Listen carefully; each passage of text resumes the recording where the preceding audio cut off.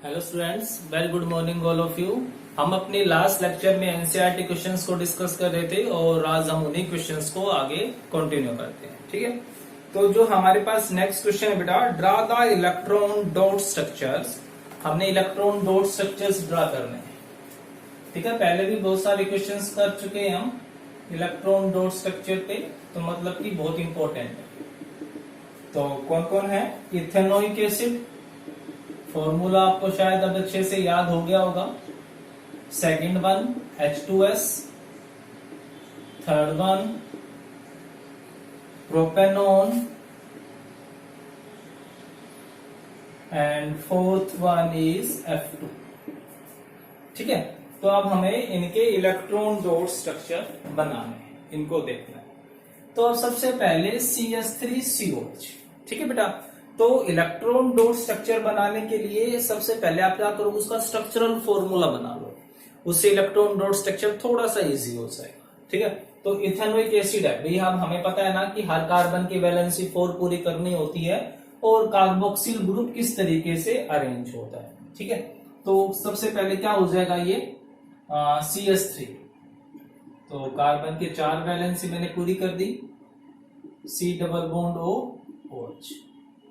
Clear है? अब हमें एक बात बहुत अच्छे से क्लियर है कि जो 1 बॉन्ड होता है, जो 1 डैश है, वो 1 डैश 2 इलेक्ट्रॉन को रिप्रेजेंट करती है। तो आप सिंपली उसको क्या लिख सकते हो, जहां पर भी एक डैश है वहां पर 2 इलेक्ट्रॉन। समझ रहे हो गया ना? बिल्कुल सिंपल सा। ऑक्सीजन में डबल बॉन्ड था तो 4 डॉट्स आ गए।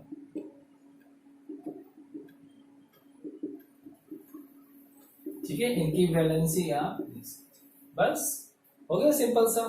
तो आप सबसे पहले ये वाली फॉर्म बना लो, फिर उससे सिंपल ये जहां पर एक सिंगल बॉन्ड है वहां पर 2 डॉट्स 2 इलेक्ट्रॉन रिप्रेजेंट करो, और जहां पर डबल बॉन्ड है वहां पर 4 डॉट्स हो सकते। ठीक है, नेक्स्ट है हमारे पास H2S। बहुत ही सिंपल है। H जो सल्फर है वो ऑक्सीजन फैमिली से ही है, मतलब सल्फर के भी आउटर मोस्ट में 6 इलेक्ट्रॉन्स ही होते हैं। तो सल्फर है, बहुत सिंपल सा बना सकते हो, ये वाला हो गया 2 हाइड्रोजन 1 ये जगह।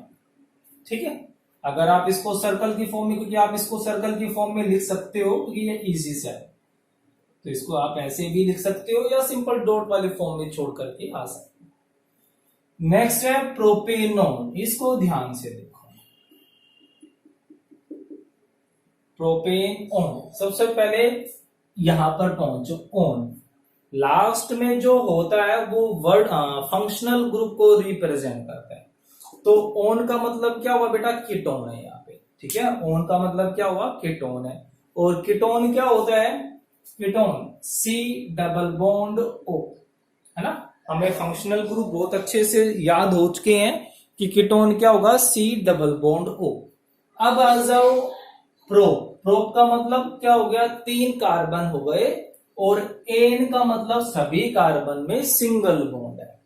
ठीक है, प्रोप का मतलब, अब इस पे मत जाना, कई बार बच्चे कंफ्यूज हो जाते हैं, तो डबल बॉन्ड आ गया।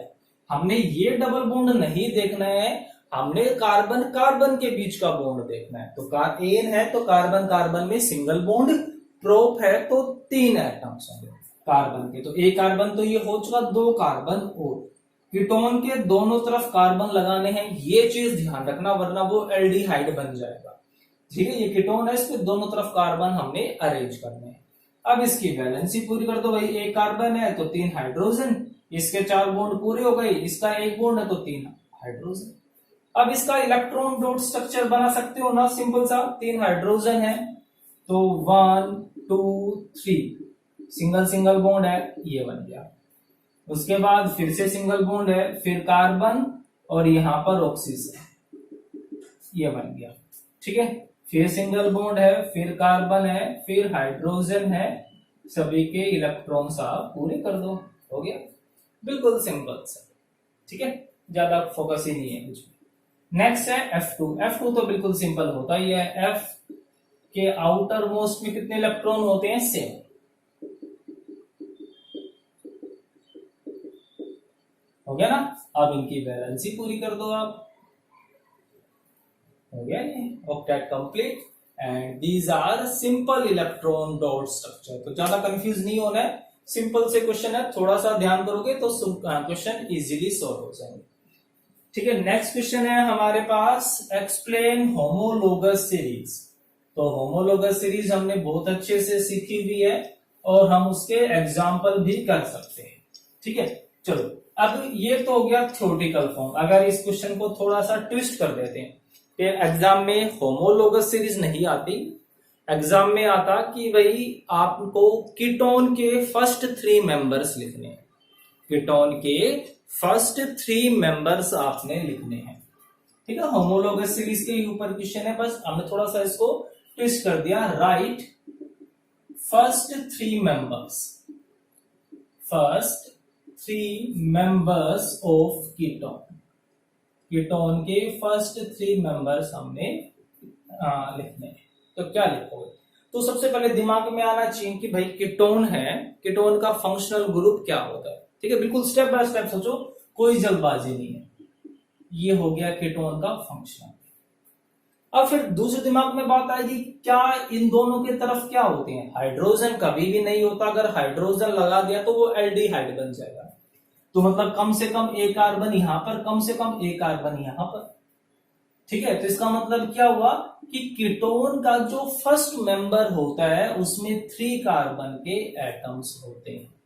ध्यान रखना, ये कीटोन के जो फर्स्ट मेंबर होता है उसमें 3 कार्बन। तो अब जो इसका नेक्स्ट मेंबर होगा उसमें सिंपल हमने क्या ऐड करना होता है? CH2, है ना, क्योंकि in conjugative members there is a difference of CH2। तो ये फर्स्ट मेंबर हो गया। अब इसका सेकंड मेंबर क्या होगा बेटा? CH2 ऐड कर दो ऑन आइदर साइड, जहां पर भी मन करे आपका वहां पर CH2 ऐड कर सकते, कोई गलती नहीं होगी। ये सेकंड मेंबर हो गया। ऐसे ही थर्ड मेंबर में एक और CH2 ऐड कर दो, किसी भी तरफ आप ऐड कर सकते हो, इस पे कोई भी गलती नहीं होगी। ठीक है, विदाउट हेजिटेशन आप लिख सकते हो गया ना, सिंपल सा। ऐसे ही एल्कीन हो सकती है या एल्काइन। तो एल्कीन या एल्काइन मतलब डबल बॉन्डेड और ट्रिपल बॉन्डेड। जो उसका फर्स्ट मेंबर होगा उसमें 2 कार्बन होंगे। भाई डबल बॉन्डेड है तो 2 कार्बन तो लेने पड़ेंगे ना हमें, जिसमें डबल बॉन्ड लगाया जा सके। तो इस तरीके से आपने होमोलोगस सीरीज के ऊपर क्वेश्चंस करने हैं। और थ्योरेटिकल क्वेश्चन आता है तो इजी है, बट अगर क्वेश्चन थोड़ा सा ट्विस्ट होकर के आता है तो थोड़ा सा आपको सोचना पड़ेगा कि कैसे उसको सोल्व करना है और उसके फर्स्ट मेंबर्स कितने हैं। नेक्स्ट क्वेश्चन आता है हमारे पास, how can ethanol and ethanoic acid can be distinguish. तो ये हमने बहुत अच्छे से किया हुआ है ना। उनका मेल्टिंग पॉइंट में डिफरेंस होता है, ठीक है, उनकी स्मेल में डिफरेंस होता है, तो वो सारा हम कर चुके हैं। Chemical property, litmus test, bicarbonate या कार्बोनेट टेस्ट, वो हो जाएगा। नेक्स्ट आता है, why carbon and its compound used as fuel for most applications. कहता है कि ज्यादातर एप्लीकेशन के लिए हम मतलब कि अगर मुझे एज ए फ्यूल यूज करना हो तो कार्बन और कार्बन के कंपाउंड्स को हम एज ए फ्यूल यूज करते हैं जनरली। तो ऐसा क्या रीजन होगा? जैसे कि मैं बात करूं एलपीजी की, तो एलपीजी के अंदर प्रोपेन और ब्यूटेन का मिक्सचर होता है। ठीक है, पेट्रोल कैरोसिन है, उनके अंदर भी हाइड्रोकार्बन्स होते हैं। तो ये सब के सब क्या हो गए? कार्बन कंपाउंड्स हैं। तो वही कहता है कि भाई जहां पर भी हमें फ्यूल का यूज करना होता है, ठीक है, एनर्जी चाहिए हमें, तो वहां पर हम कार्बन और उसके कंपाउंड्स को यूज करते हैं जनरली। तो क्या रीजन है? तो बहुत ही सिंपल सा रीजन है कि हम उन्हें फ्यूल के क्यों यूज कर सकते हैं। तो कहता है कि जो हाइड्रोकार्बन्स होते हैं, हाइड्रोकार्बन, ठीक है, तो एल्केन भी है, एल्कीन भी है, एल्काइंस भी है, बट ज्यादा कौन होगा? एल्केन्स। ठीक है, स्मोकलेस हीट प्रोड्यूस करता है, फ्लेम प्रोड्यूस करता है, और जो हीट भी होती है वो ज्यादा होती है। तो जो कहता है कि जो हाइड्रोकार्बन्स है on combustion produces large amount of heat, साथ में CO2। अब जो CO2 गैस है नॉन पोल्यूटेंट है, पोल्यूशन फ्री होते हैं। हाँ, अर्थ के टेम्परेचर को जरूर बढ़ाती है बट पॉइजनस गैस नहीं है। ठीक है, तो कोई भी इससे ऐसी कोई प्रॉब्लम क्रिएट नहीं होने वाली है। तो मतलब क्या होगा, हमारे पास हीट भी प्रोड्यूस हुई और कोई ज्यादा पोल्यूटेंट भी प्रोड्यूस नहीं हुआ, तो बेनिफिट ही बेनिफिट हो गई इसकी। ठीक है, और यहां से जैसे कि CH4 प्लस ऑक्सीजन क्या बना लेगा, CO2 प्लस वाटर वेपर और लार्ज अमाउंट में हीट या लाइट कह सकते हो आप। ठीक है, तो इसलिए कह रहा है कि जितने भी कार्बन कंपाउंड्स हैं हम उनका यूज कर सकते हैं, क्योंकि वो लार्ज अमाउंट में क्लोरोफिक वैल्यू लार्ज अमाउंट में जो हीट है वो बहुत ज्यादा प्रोड्यूस करते हैं। क्लियर है। नेक्स्ट क्वेश्चन है हमारे पास,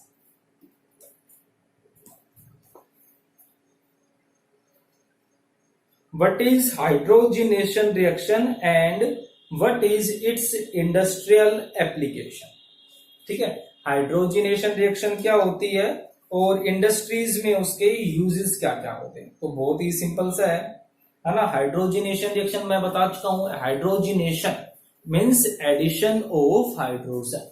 ठीक है, और एडिशन रिएक्शन कौन शो करते हैं, अनसैचुरेटेड हाइड्रोकार्बन।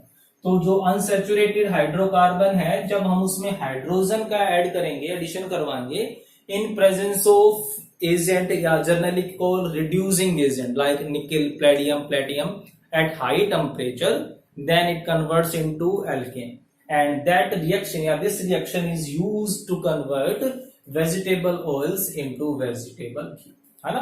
तो हम कर चुके हैं ये रिएक्शन भी। जैसे कि सिंपली समझाऊं तो मैं इसको CH2 डबल बॉन्ड CH2, ठीक है, अनसैचुरेटेड हाइड्रोकार्बन है, on addition 1 mole of hydrogen in presence of reducing agent like nickel, platinum or palladium on high temperature converts into alkane. This is called hydrogenation, addition of hydrogen. ठीक है, simple सी चीज हो गई है। ठीक है, ये एज ए कैटालिस्ट भी कह सकते हो। ये इस हाइड्रोजन को नेसेंट हाइड्रोजन में कन्वर्ट करते हैं, जिसकी वजह से वो इजीली एड्सॉर्ब होकर के बॉन्ड बना देते हैं। वो हायर क्लासेस में आपसे एग्जाम में। तो ये हाइड्रोजिनेशन रिएक्शन हो गई।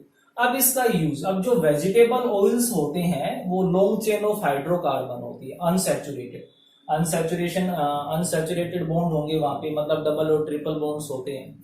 ठीक है, ऑयल्स के अंदर। और जब हम उस ऑयल में हाइड्रोजन गैस का एडिशन करवाते हैं तो वो किस में कन्वर्ट हो जाते हैं, घी के अंदर, वेजिटेबल घी के अंदर। ठीक है, वनस्पति जो तेल है वो वनस्पति घी में, आपने देखा होगा ना, डालडा के ऑयल्स भी आते हैं और डालडा घी भी आता है। ठीक है, वेजिटेबल जो वनस्पति वेजिटेबल से बनते हैं, तो हम उनको ऑयल को घी में कन्वर्ट करते हैं। ठीक है, तो ये इसकी इंडस्ट्रियल एप्लीकेशन हो जाएगी। नेक्स्ट है, which of the following hydrocarbon undergo addition reaction. अच्छा क्वेश्चन है, आपने चेक करने हैं कि कौन कौन एडिशन रिएक्शन शो करेंगे। C2H6, C3H8, C3H6, C2H2 and CH4। अब एडिशन रिएक्शन वही शो करेगा ना भाई जो जिसके पास वैकेंसीज हो, मतलब कि जो इनकम्प्लीट हो, जिन्होंने मल्टीपल बॉन्ड्स बना रखे हो। मतलब सैचुरेशन का मतलब क्या था, saturation is related to number of hydrogen atom per carbon atom, कि भाई एक कार्बन के साथ कितने हाइड्रोजन हो सकते हैं, है ना। अगर उस जो मैक्सिमम लिमिट है, अगर उससे कम हाइड्रोजन है वहां पर, मतलब कि उसमें एडिशन हो सकता है। तो एडिशन रिएक्शन सिर्फ कौन शो करते हैं, अनसैचुरेटेड, मतलब एल्कीन एंड एल्काइंस। अब एल्कीन का फॉर्मूला CnH2n, एल्काइन का फॉर्मूला CnH2n-। चेक करो, C2H6 एल्केन है ना, इस फॉर्मूले में पुट नहीं हुआ, C2H4 होना चाहिए था, ये भी एल्केन हो गया। C3H6 दिस इज एल्कीन, तो ये क्या शो करेगा, हाइड्रोजिनेशन, है ना। एल्कीन है, डबल बॉन्डेड है, like CH3CH double bond CH2, यहां पर एडिशन ऑफ हाइड्रोजन पॉसिबल है। C2H2 कौन हो गया, एल्काइन हो गया ये C2H2। ठीक है, CH ट्रिपल बॉन्ड CH, तो ये भी शो करेगा। ये मीथेन है, इसके अंदर कोई वैकेंसी नहीं है, मैक्सिमम ऑफ हाइड्रोजन एटम है, ये नहीं शो करेंगे, तो सिर्फ ये दो कंपाउंड ही शो करेंगे। तो आपको इजीली आइडेंटिफाई कर सकते हो ना उनके फॉर्मूला बेस पे। नेक्स्ट है हमारे पास give a chemical test that can be use to differentiate chemically between butter and cooking oil. Butter और कुकिंग ऑयल को आप केमिकली कैसे डिस्टिंग्विश करोगे कि भाई ये बटर है और ये कुकिंग ऑयल है, कैसे चेक करोगे? खा के नहीं देखना है ना, केमिकल टेस्ट बताना है कि क्या केमिकल टेस्ट होगा उसका। तो अब जो बटर है हमारे पास और दूसरा कौन है? कुकिंग ऑयल है। ठीक है, जो बटर है वो क्या होता है? सैचुरेटेड है, सैचुरेटेड हाइड्रोकार्बन। जो कुकिंग ऑयल है वो अनसैचुरेटेड है। Clear? Butter is saturated, cooking oil is unsaturated hydrocarbon. तो सैचुरेटेड और अनसैचुरेटेड को डिस्टिंग्विश करने के लिए तो हमारे पास बहुत सारे टेस्ट हैं, लाइक ब्रोमीन वाटर टेस्ट, है ना, bromine water test, Baeyer's reagent, तो किसी का भी आप यूज कर सकते हो। तो ये दोनों के दोनों टेस्ट किसके लिए होते हैं? अनसैचुरेटेड। अब जो ब्रोमीन है उसका कलर कैसा होता है बेटा? रेडिश ब्राउन होता है ना, रेडिश ब्राउन होता है। तो अब जो सैचुरेटेड है उनमें कोई एडिशन नहीं होगा, तो जब मैं सैचुरेटेड के अंदर ब्रोमीन वाटर कुछ ड्रॉप्स डालूंगा तो कोई रिएक्शन नहीं होगी, वो जो रेडिश ब्राउन है वैसा का वैसा रहेगा। बट इसके अंदर क्या होगा? तुरंत रिएक्शन होगी, एडिशन हो जाएगा। जो ब्रोमीन था वो ब्रोमीन वहां पर प्रेजेंट ही नहीं होगा, सारा का सारा ब्रोमीन यूज हो जाएगा, मतलब कि जो रेडिश ब्राउन कलर है वो डिसअपियर हो जाएगा। तो जिस भी कंपाउंड में, जिस भी मिक्स हमारे पास टेस्ट ट्यूब में कलर डिसअपियर हुआ, उसका मतलब कि उस टेस्ट ट्यूब में कौन था? वो कुकिंग ऑयल है। ऐसे ही जो बेयस रिएजेंट है अल्कलाइन KMnO4, अल्कलाइन, ठीक है, बेसिक मीडियम में लेते हैं, ये पिंक कलर का होता है। तो क्या करूंगा मैं? फिर से दोनों के अंदर डालूंगा, तो जिसके अंदर भी कलर डिसअपियर हो गया उसका मतलब क्या होगा? वो कुकिंग ऑयल होगा। ठीक है, ये दोनों के दोनों अनसैचुरेटेड के साथ ही रिएक्शन करते हैं। जैसे ही रिएक्शन होगी नए कंपाउंड बनेंगे, रिएक्टेंट खत्म हो जाएंगे, मतलब कि जो उनकी वजह से कलर था वो भी डिसअपियर हो जाएगा। ठीक है, तो ये हमारे जो एनसीईआरटी क्वेश्चन थे वो खत्म हो गए। इनको आपने बहुत अच्छे से करना है, फिर भी कोई डाउट होता है वो आप मुझे मैसेज कर सकते हो। Okay, thank you.